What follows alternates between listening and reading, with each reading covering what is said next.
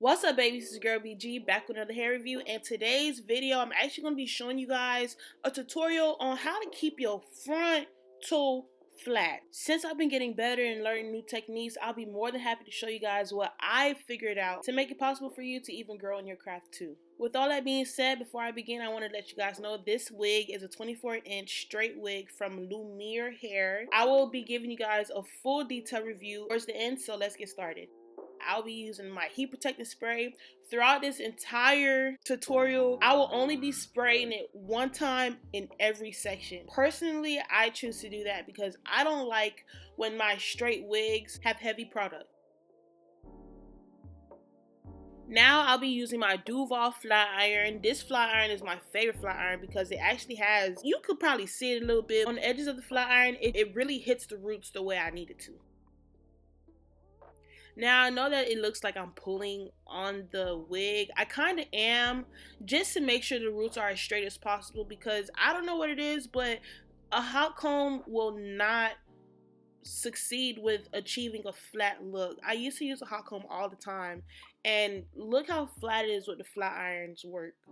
A hot comb is just not going to do it, babe. So I would personally, even with curly wigs, you can use this technique to make sure that the frontal part of your area is flat and that it stays flat.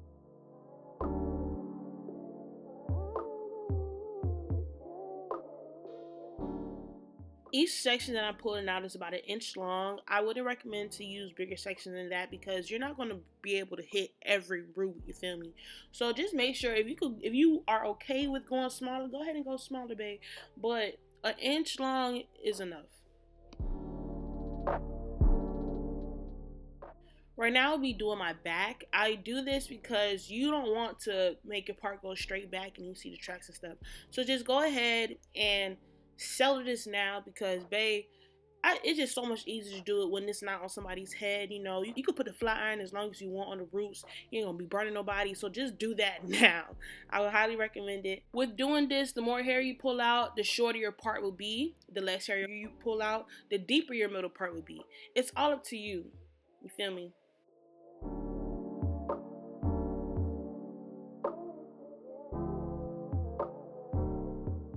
Something that I'm seeing now that I probably would have done differently before is, for this part, I probably would have used some more of the wax stick because I was having a hard time with just the heat protectant spray with keeping it flat. But either way it goes, it still did the job decently enough.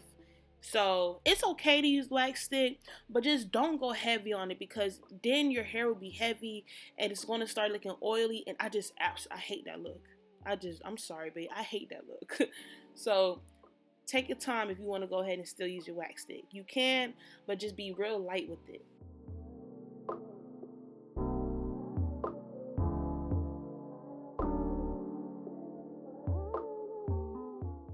For example, with a section like this, because you see all those flyaways, I would recommend for you to go back and you could flat iron it with the wax stick.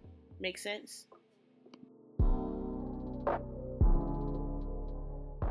From this angle, you can see exactly what I mean with how the difference of one side versus the other side. If I was to just have gone through with the hot comb only, I would have not been able to succeed with this flat look. Babe, like, look how flat it is. Like, this just makes your hairstyle look way more realistic. It looks more natural. It just makes more sense instead of having it looking like the hump look on the right side. So I really do like this technique. Y'all can go ahead and take a try with it and let me know how it works for you. Now I'm gonna go ahead and get her done. Let's go. See, y'all, look at it. Like, trust. The only problem right now is the flyaways, and I'm still working on my technique with that. But what I decided to go ahead and go through, I used my wax stick from She Is Bomb, and I went over with some Gotta Be spray. It did a little song, but it ain't to my liking. So when I figure out how to get rid of them flyaways, I will definitely make a video about that too.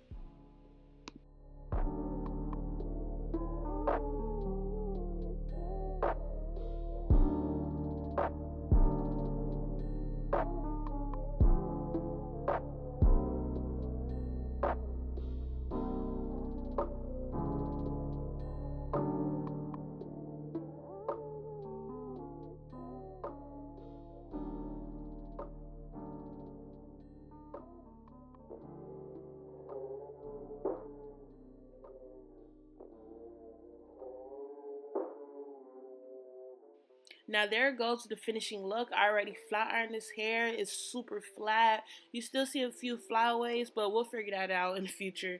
But let's go ahead and review this hair. See how beautiful it looked on a baby doll I had put it on.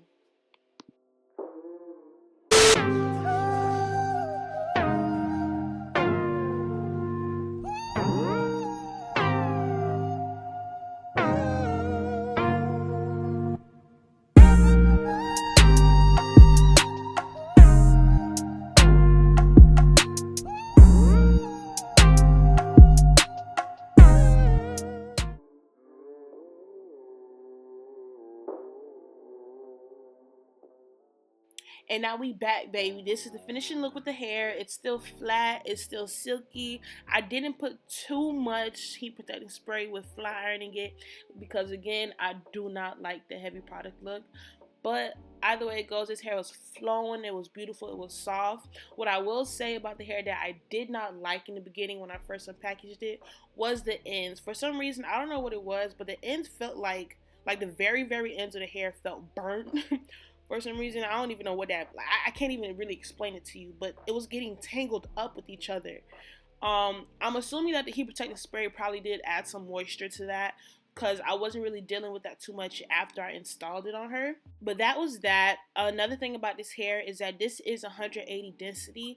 The back of the cap is very spacious with the tracks, but the frontal part of the wig was very thick, so I see why it was 180 density. It took a lot for me to pluck. It wasn't difficult, but I see where the 180 density was coming from. This hair had minimum shedding because the knots were a decent size to where they weren't just slipping out and stuff like that. So I'm very sure with the proper care, you can actually have this hair for a really long time. It all depends on you, babe. Not even gonna cap about it. I also wanted to show you guys how far back the sides go with the tracks and stuff like that. How much space I had. I've heard about some hairstylists turning away their clients because they didn't have enough space to do the baby hairs and stuff. So y'all go ahead and comment down below whether or not you think this is enough. But this is where the ends, this is where the frontal ends and where the track begins. It gives me about 1.5 inches of space. I think that's enough, but y'all go ahead and comment down below what you think about it. But that's it for today's video. I thank you guys so much for tuning in. If you're interested in this hair, please check the links in the description down below. There'll be a direct link to this wig, as well as Lumiere Hair's website. Thank you so much. I love you guys. BG out.